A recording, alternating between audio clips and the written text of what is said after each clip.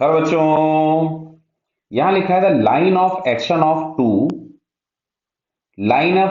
Of the resultant of two like parallel forces shift one fourth of the distance between the force when the two forces are interchange the ratio of the two forces is clear है।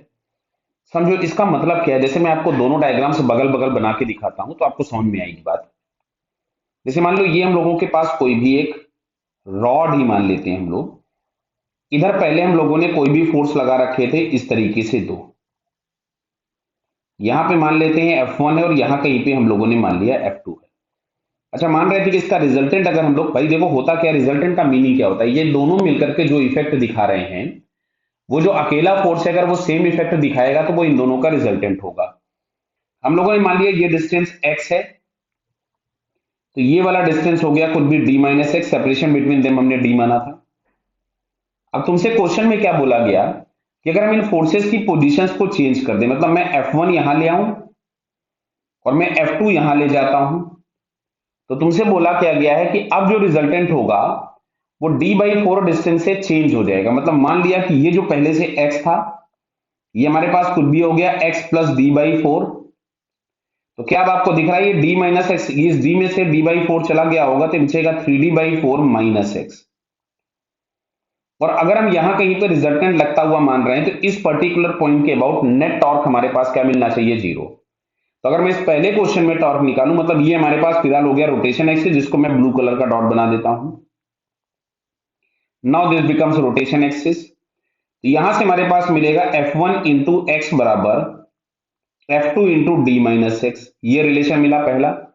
दूसरे वाले से अगर हम लोग यहां से देखेंगे तो मिलेगा F1 into 3d/4 minus x is equals to F2 into x plus d/4। क्या बेटा क्लियर हो रहा है ये? बराबर है। एक काम करते हैं, इन दोनों को डिवाइड कर देते हैं। अगर हमने दोनों इक्वेशंस को डिवाइड किया, ध्यान से देखना, तो लेफ्ट हैंड साइड में आपके पास मिलेगा x upon 3d/4 minus x, और राइट हैंड साइड में आपके पास हो जाएगा d minus x upon x plus d/4। Clear? इसको हम लोग एक काम करते हैं, क्रॉस मल्टीप्लाई कर दें। बराबर है, तो क्रॉस मल्टीप्लाई कर दें, इसको थोड़ा बहुत और सिंपल, चलो कर लो, क्रॉस मल्टीप्लाई कर लो। तो यहां से आपके पास मिलेगा x square plus x into d/4, बराबर है ये। अच्छा, इसको इधर ले गए इक्वल में, तो ये हमारे पास यहां से आ जाएगा 3d² बाई 4। पहले मैं इसको इससे मल्टीप्लाई किया, फिर मिलेगा माइनस ऑफ 3dx/4, फिर x मल्टीप्लाई किया तो मिलेगा minus dx plus x square, minus dx plus x square. तो देखो ये एक्स स्क्वायर कैंसिल हो गया।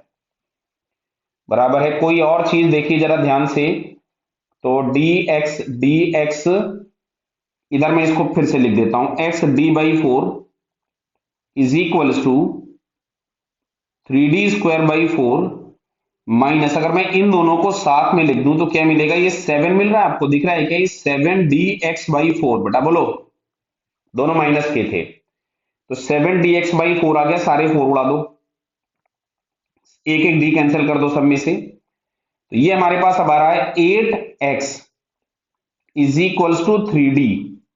तो x बराबर हमारे पास आ गया यहां से 3d/8।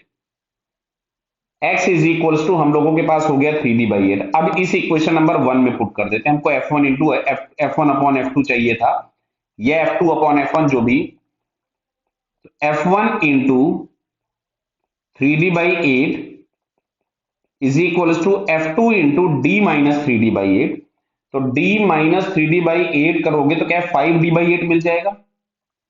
It is 5d/8। Clear है बेटा, ये 5d/8।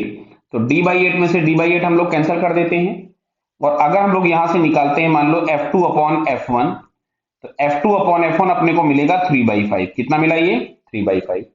तो 3/5 अगर हम ऑप्शन में ढूंढे तो हम लोगों को यहाँ पे ये फोर्थ वाला ऑप्शन करेक्ट दिख रहा है, 3/5। क्लियर है? बाकी कोई दूसरा ऑप्शन 3 और 5 में है भी नहीं, तो फोर्थ वाला क्लियर है। सर ये अगर हम F1 अपॉन F2 निकाल देते तो बेटा 5/3 आ जाता, तो भी आपको देखता कि जो रेशियो हम लोगों के पास मिलता वो रेशियो हम लोगों को फोर्थ वाला ही करेक्ट मिलता। क्लियर?